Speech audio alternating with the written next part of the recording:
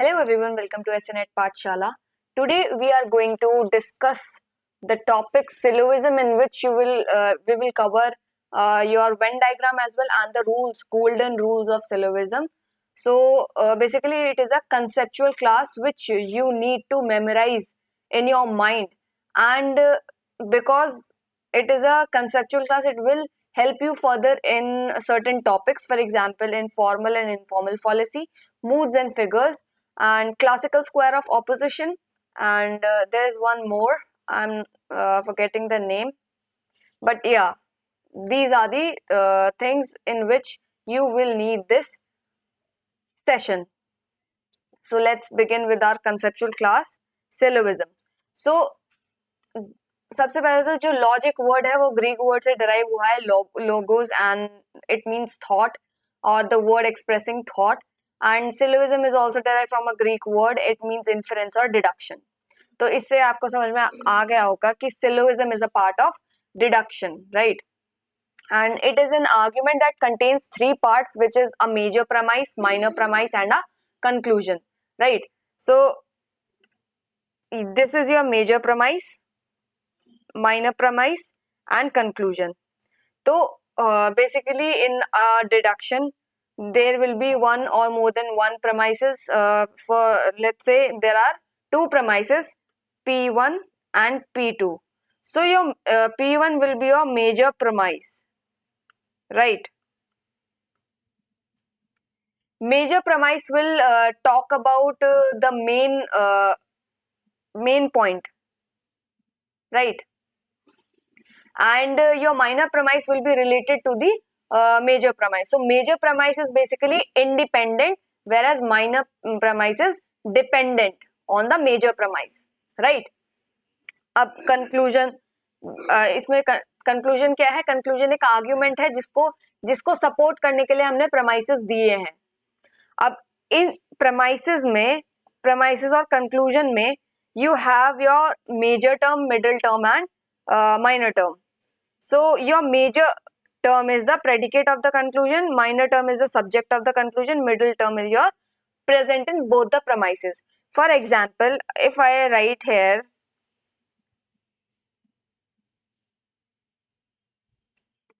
ये एग्जांपल ले लेते हैं. All birds are feathers, eagles are birds, and therefore eagles have feathers. यहाँ पे लिख लेती हूँ, all birds are feathers, eagles are birds. यहाँ पे कंक्लूजन क्या निकला? eagles have feathers. ठीक है. तो अब यहाँ पे अगर हमें मिडिल टर्म ढूंढना है तो वी नो कि it is present in both the premises. So common क्या आ रहा है दोनों प्रेमाइसेस में? ये आपका P1 है और ये आपका P2 है, ठीक है. तो इसमें P1 और P2 में क्या कॉमन आ रहा है? It is the word birds, right? तो ये आपका क्या हो जाएगा? Middle term. Whereas minor term is the subject of the conclusion. तो कंक्लूजन तो ये है.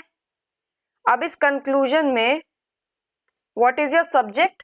Eagles is your subject. तो eagles will be your minor term and feathers will be your major term, because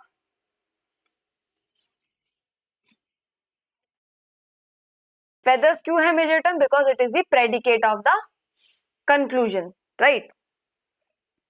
तो ये आपको I hope समझ में आ गया होगा. एक बार फिर से बता देती हूँ. देखो, जो P1 और P2 प्रेमाइसेस होते हैं ना, उन्हें हम मेजर और माइनर प्रेमाइस बताते हैं और उसके साथ एक कंक्लूजन आता है. वो जो कंक्लूजन है वो एक आर्ग्यूमेंट है. उस आर्ग्यूमेंट को सपोर्ट करने के लिए हमने प्रेमाइसिस से सपोर्ट किया है, right?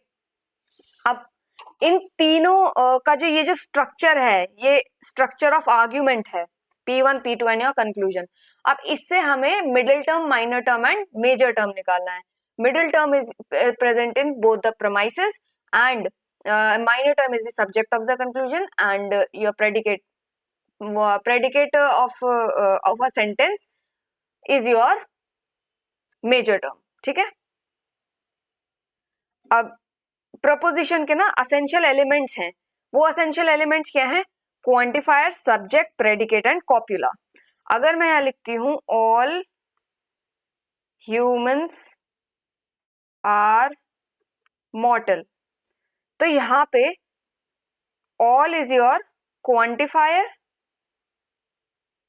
Humans is your subject, mortal is your predicate and R is your copula.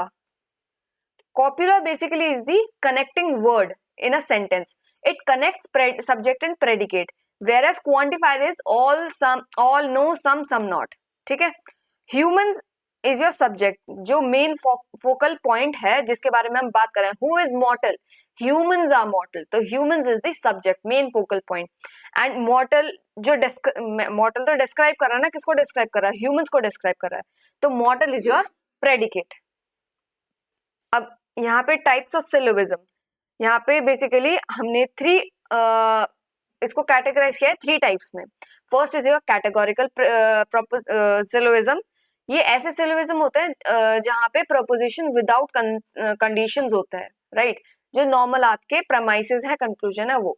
Whereas आपका hypothetical syllogism is your with condition, propositions which are with the condition. If it rains, I will go to the library is your example here. ठीक है? तो if अगर आज बारिश पड़ेगी तभी मैं लाइब्रेरी जाऊंगी, राइट? तो ये आपका हो गया hypothetical syllogism. Whereas in disjunctive syllogism it is either or. Either I will go to the market और I'll stay at home. ठीक है? तो ये हो गया आपका disjunctive syllogism. Next is your types of prepositions. अब यहाँ पे हमने prepositions की बात करी, categorical preposition, hypothetical preposition and disjunctive preposition. Preposition के essential elements बता दिए कि एक sentence कैसे बनता है, quantifier, subject, predicate और copula से बनता है. ठीक है? ये अंदर की बातें हो गई. ठीक है? कि हमने ये पूरा स्ट्रक्चर बता दिया. अब टाइप्स ऑफ प्रपोजिशन, अब स्टेटमेंट्स किस तरह की होंगी. प्रपोजिशन जो कंक्लूडिंग हो गया या फिर जो प्रमाइसेस हो गई, वो किस तरह की स्टेटमेंट्स होंगे, किस तरह के सेंटेंसेस होंगे. तो बेसिकली टाइप्स ऑफ प्रपोजिशंस ये हैं: universal affirmative, universal negative, particular affirmative and particular negative, right? अब टाइप्स ऑफ प्रपोजिशन में हम इन्हें बोलते हैं A, E, I, O. A is your all, E is your no, I is your some, O is your some not. ठीक है?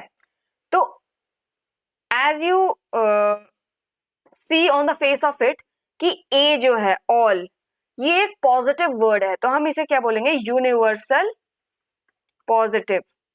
Whereas ई क्या है? नो. नो मतलब कुछ इंक्लूड नहीं कर रहा. ठीक है? यूनिवर्सली किसी को इंक्लूड नहीं कर रहा. ऑल यूनिवर्सली सबको इंक्लूड कर रहा है और ई यूनिवर्सली किसी को इंक्लूड नहीं कर रहा. तो ये भी यूनिवर्सल है. तो no is your universal and it is your universal negative, right? Now I is your particular. Some मतलब सब में से कुछ पर्टिकुलर चीज हम निकाल रहे हैं, कोई सैंपल डेटा निकाल रहे हैं, सारे पॉपुलेशन में से एक सैंपल डेटा निकाल रहे हैं. तो ये हो गया सम और सम नॉट. कुछ इंक्लूड किया, कुछ नहीं इंक्लूड किया. तो कुछ पर्टिकुलर चीज इंक्लूड करी और कुछ पर्टिकुलर चीज इंक्लूड हमने नहीं करी. तो हम इसे बोलेंगे सम को it is your particular positive, whereas sum not is your particular negative, right? अब ये चीज तो हो गई. ये चीजें क्वांटिटी और क्वालिटी में भी, क्वांटिटी, क्वालिटी, डिस्ट्रीब्यूटेड और अनडिस्ट्रीब्यूटेड में भी आपका डिवाइडेड है. जैसे कि अब all, no, some, some not. अब ये जो क्वांटिटी है ना, ये क्वांटिटी क्या बात कर रही है? तादाद की बात कर रही है, पॉपुलेशन की बात कर रही है. अब जो यूनिवर्सल है, यूनिवर्सल और पर्टिकुलर, हमने क्वांटिटी को कितने में डिवाइड किया हुआ है? यूनिवर्सल और पर्टिकुलर में. अब क्योंकि ये क्वांटिटी की बात करी इसलिए यहाँ पे यूनिवर्सल और पर्टिकुलर बात हो रही है। अगर वो कैरेक्टरिस्टिक की बात करेगी, क्वालिटी की बात करेगी, तो हम उसे बोलेंगे पॉजिटिव या नेगेटिव। तो एक लॉजिकली आप अगर सोचोगे तो आपको ये चीज याद, आप रिमेम्बर कर पाओगे कि अगर हम क्वांटिटी की बात कर रहे हैं then we are talking about universal and particular, मतलब पॉपुलेशन से रिलेट कर लो, ठीक है।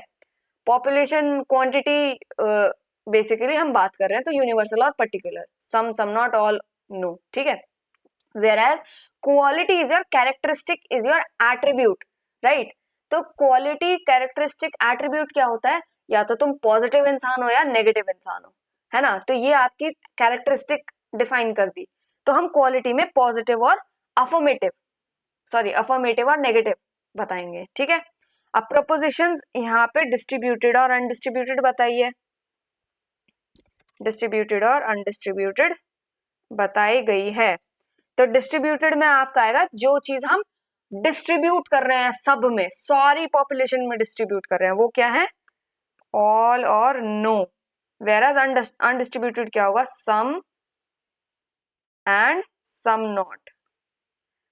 मतलब किसी सैंपल में डिस्ट्रीब्यूट हुआ, किसी सैंपल में नहीं हुआ, होल पॉपुलेशन में नहीं हो पाया ना, डिस्ट्रीब्यूटेड में सब में डिस्ट्रीब्यूट हुआ है, ठीक है।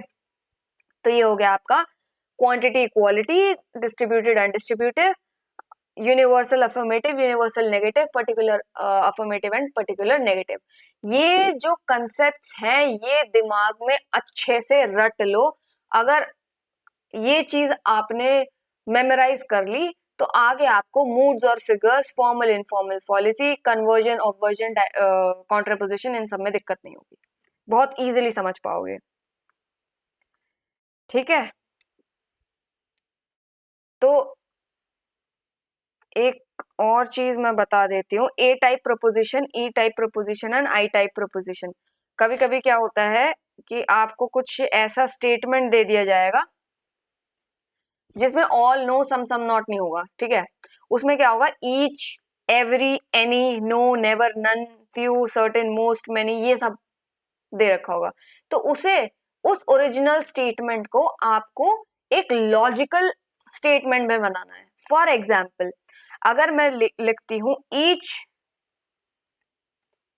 Student participated each student participated in the event, right? तो आप ये बता सकते हो, क्योंकि मैंने यहाँ पे ए टाइप, आई टाइप और आई टाइप और ओ टाइप के उसमें बता रखा है कि कहाँ कहाँ क्या क्या आता है। तो अगर आप यहाँ पे देखोगे तो यहाँ पे ईच कहाँ आ रहा है, ए टाइप में आ रहा है, ठीक है। इसका मतलब ये ऑल है, तो हम इसको लॉजिकल फॉर्म में लिख देंगे, all students participated in the event। अब यहाँ पे आपको एक चीज ध्यान रखनी है, अगर आप यहाँ पे ऑब्जर्व करोगे तो आपको दिखेगा कि ए टाइप प्रपोजिशन और ओ टाइप प्रपोजिशन में और सब सेम है, each every any, each every any, ठीक है। यहाँ पे ऑल भी लिखा हुआ है। तो इनमें डिफरेंस कैसे डिफरेंशिएट कर पाओगे, इसमें ऐसे डिफरेंशिएट कर पाओगे कि यहाँ पे नॉट आ जाएगा, क्योंकि ओ टाइप प्रपोजिशन क्या है, सम नॉट है। तो आप क्या करोगे, सम नॉट का आपका हो जाएगा कि every man is not rich, every man is not rich. जहां नॉट आ जाए इसका मतलब वो ऑल नहीं है, सम नॉट है, ठीक है। तो सम men आर नॉट रिच, तो सम men आर नॉट रिच, ये हो जाएगा आपका। समझ में आ गया ए और ए टाइप और ओ टाइप प्रपोजिशन में क्या डिफरेंस है। बस आपका यही एक सिलोगिज्म का ये पार्ट था जो कि आपको समझना है, ठीक है।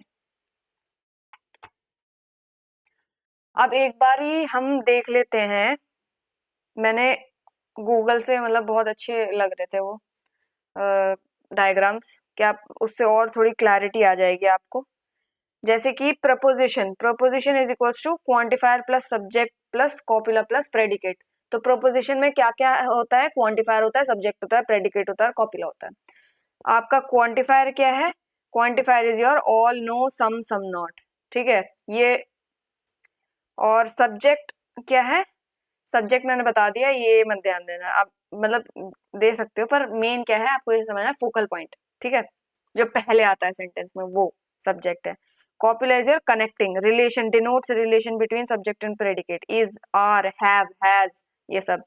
Predicate, predicate part which affirmed or denied about the subject, मतलब predicate is basically related to subject, यहाँ पे ये बताया जा रहा है, ठीक है। अब statement form quantity quality distributed. अब all S S P, all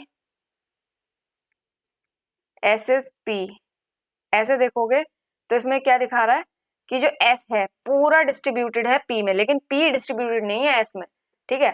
तो इस सिचुएशन में क्या होगा? एस, एस क्या हो जाएगा? डिस्ट्रीब्यूटेड हो जाएगा, और पी हो जाएगा अनडिस्ट्रीब्यूटेड, यूडी, ठीक है। Whereas no S is P, no S is P, मतलब एस पी नहीं है, पी एस नहीं है, इसका क्या होगा diagram? No S is P, S P, right. तो ये दोनों तो बिल्कुल डिस्ट्रीब्यूटेड नहीं है एक दूसरे में, बिल्कुल भी। तो इसका मतलब क्या है कि दोनों ही क्या हो जाएंगे? Distributed. Whereas some S is P, some S is P ऐसे लिख सकते हैं हम, सम एस इज पी। तो इसमें क्या होगा? नीदर एस नॉर पी, यहाँ पे एस और पी क्या हो जाएंगे? अनडिस्ट्रीब्यूटेड हो जाएंगे, यूडी।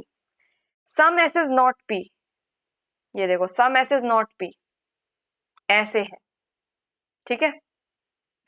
इसमें क्या है आपको ये याद रखना है कि पी में ही बस डिस्ट्रीब्यूटेड है, पी में डिस्ट्रीब्यूटेड है पूरा, ठीक है, पी इज डिस्ट्रीब्यूटेड। ये वेन डायग्राम है आपके, ये रेफर कर लेना, ये मैंने वैसे बता दिया आपको। तो अब एक बारी हम एग्जाम्पल्स देख लेते हैं। अब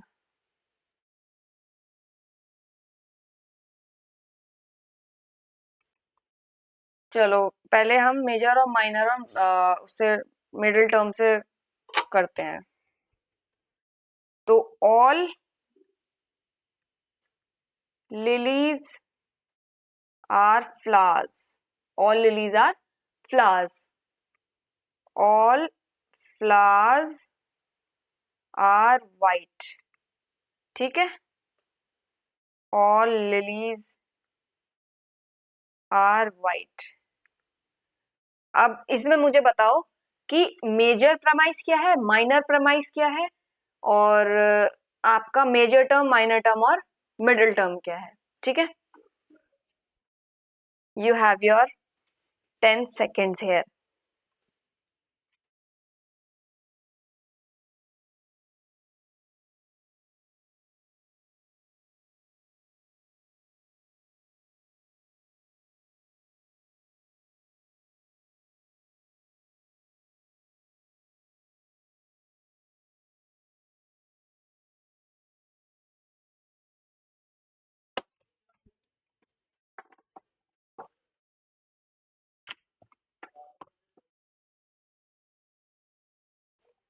चलो अब मैं बता देती हूँ इसमें ये आपका मेजर प्रेमाइस है, ये माइनर प्रेमाइस है, और ये कंक्लूजन है। ये पता चल गया आपको। अब इसमें फ्लावर्स आपका मिडिल टर्म है,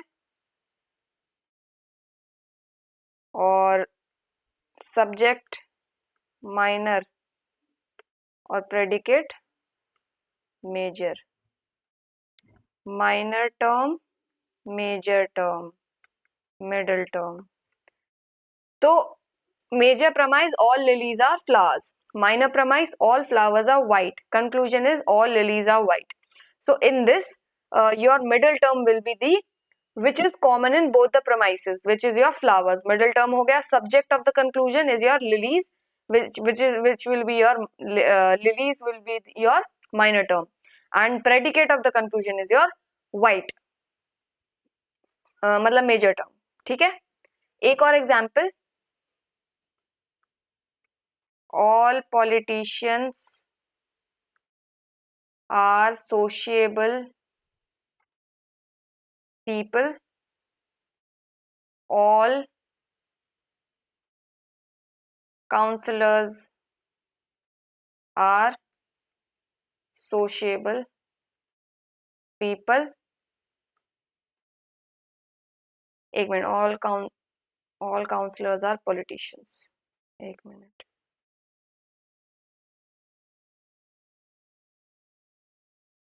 all councillors are politicians. All councillors are sociable people. तो इसमें politicians is your middle term, councillors is your minor term, sociable people is your major term. This is your major premise, this is your minor premise, and this is your conclusion. ठीक है. Time बहुत हो चुका है, so I'll cover your golden rules of syllogism in the next part 2 of this syllogism, part 2 of the video जो अभी आएगी. So that's it for today. Hope you like this video. Hope you have understood all the concepts, and don't forget to like, share and subscribe the video, and comment down below for any doubts or feedback you have. Thank you and have a good day.